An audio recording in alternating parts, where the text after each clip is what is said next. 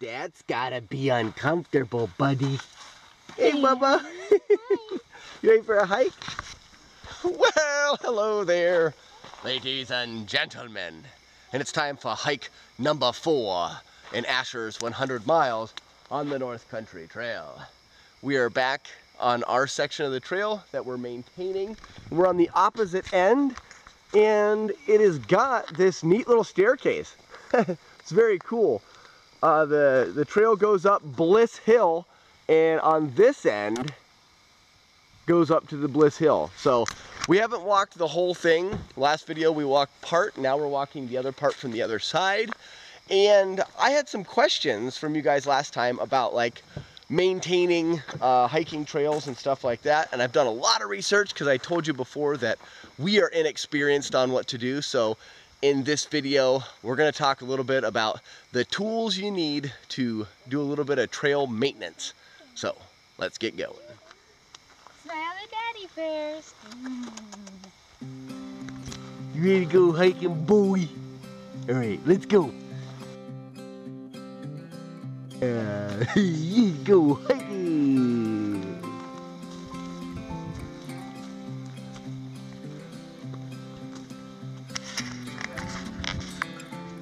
All right there, ladies and gentlemen. We are back on the trail. Ooh, this is a cool tree. Look at the size of this tree.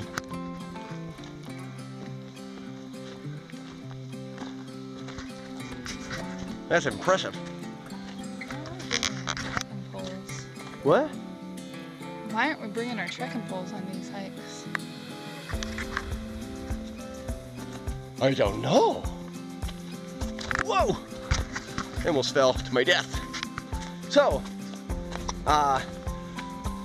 trail maintenance. So, you know, we decided to volunteer and actually, you know, sign up for a, it's not that bright, sign up for a section of trail that we would maintain. Now, really, you don't have to do that. I mean, you can maintain trails yourself because basically, I think, in my opinion, the best thing to do for maintaining a trail,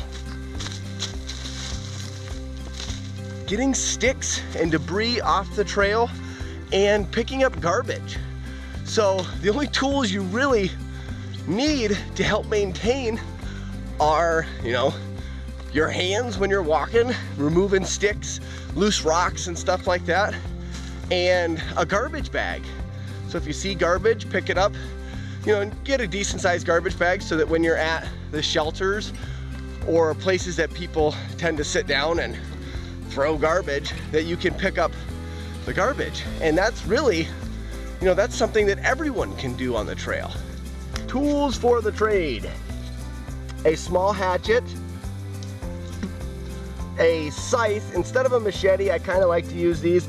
The curvature in it kind of helps for cutting down brush, I think, and then it's also a little bit more compact. And finally, just a small saw, small fold-out saw.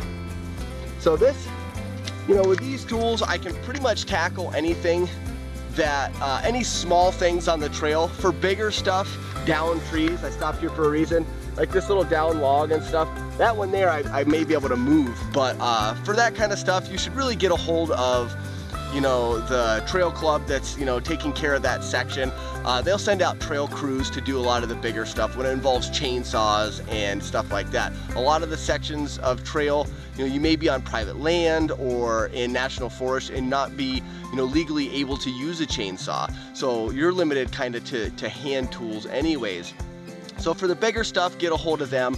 But these are the tools that I would take along, or that I am taking along with me, and it'll pretty much give me the ability to take care of anything that I need to take care of, from brush and small limbs and stuff like that.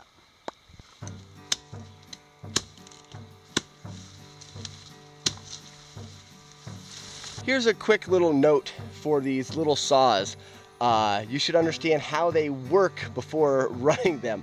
This one in particular is a draw saw. It only cuts when pulling backwards. You can tell by just gently rubbing your finger across the teeth. They're kind of smooth this way, and they catch your skin when you rub them the other direction. So when using this saw, I'm not going to get any cutting when I'm pushing forward, or not very much, but when I pull backwards is when you're really gonna get, well, this thing needs to be held down. When cutting backwards is when you're going to see the saw actually cutting. And you're through. Perfect.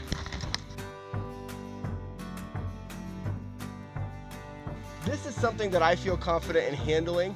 I wouldn't mind having a bigger handsaw, but I do have a really sharp hatchet. So I should still be able to cut these off and clear these limbs from the trail. This is something that, like I said, I feel confident handling myself, and I won't actually have to call and we'll have a crew come out and do this. This tree I can take care of myself. So let's get to work.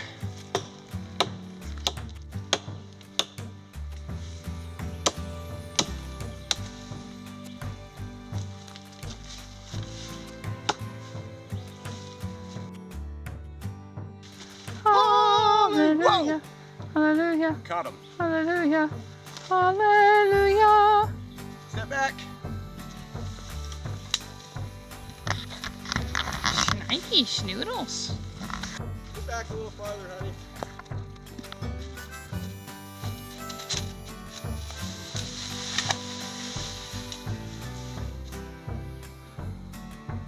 Perfect. There you have it. That's not something that I would suggest a lot of people tackle, especially, like I said, if you're just doing day hikes and stuff. Pick up the little sticks in the garbage. You don't realize how much you're helping by just doing that. This is what we signed up for when, is that even pointing at me? Yes. Well, you're on the edge because I was showing the trail. Like you're She's inside. such a good camera woman.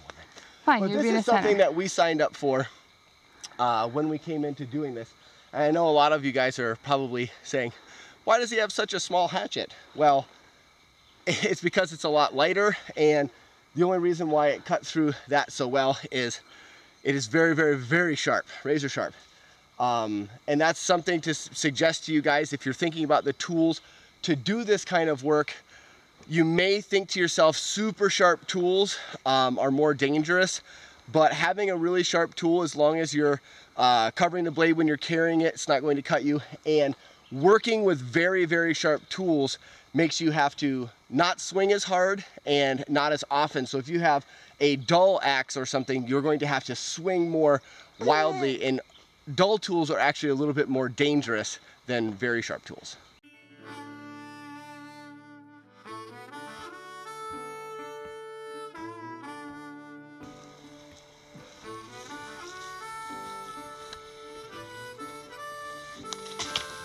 Look at that, ladies and gentlemen. What do you think? Does Mommy do a good job? Yes, she does. Don't you, Mommy? I do. There's a spider eating something.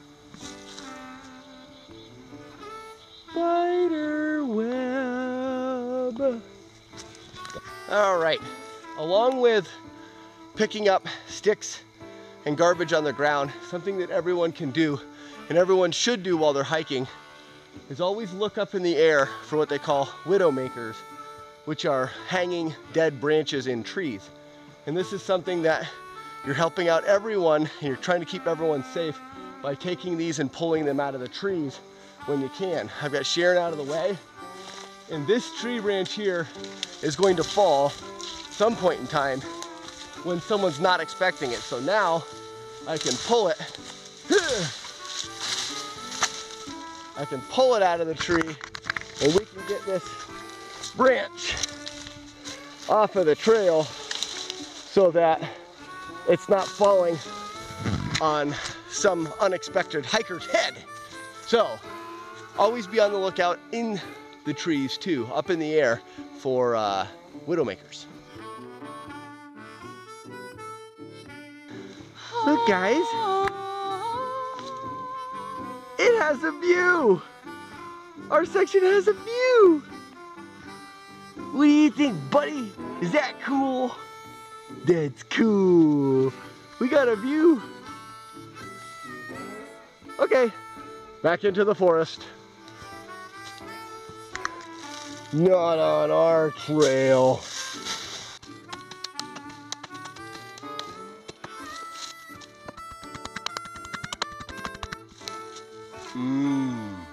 nuts. Oh, and we have almonds. Get it? That we're nuts? We're nuts. Ow. Aha. Okay. Now here's something that I don't think I'm gonna tackle with my little hatchet. Yeah, this is gonna be something where I'll be in touch with the rest of the maintaining club there, and we'll see if you know, sometime they can come up here with a saw, or maybe I'll talk to them. I could probably hike in. I've got a nice big cross-cutting saw, hand saw. I could maybe hike that in and cut that with a hand saw, or actually bring an axe in and cut it with an axe. So I'll have to ask. There's a little bit that I don't know, and how much I'm supposed to do or allowed to do, so we'll see. I'll bring that up at the next meeting as well. Yep, sleeping again. Exactly. Until we meet. Oh, he was gonna pull away though. Happy trails to you. Until then. Here, we can walk around. Happy trails to you.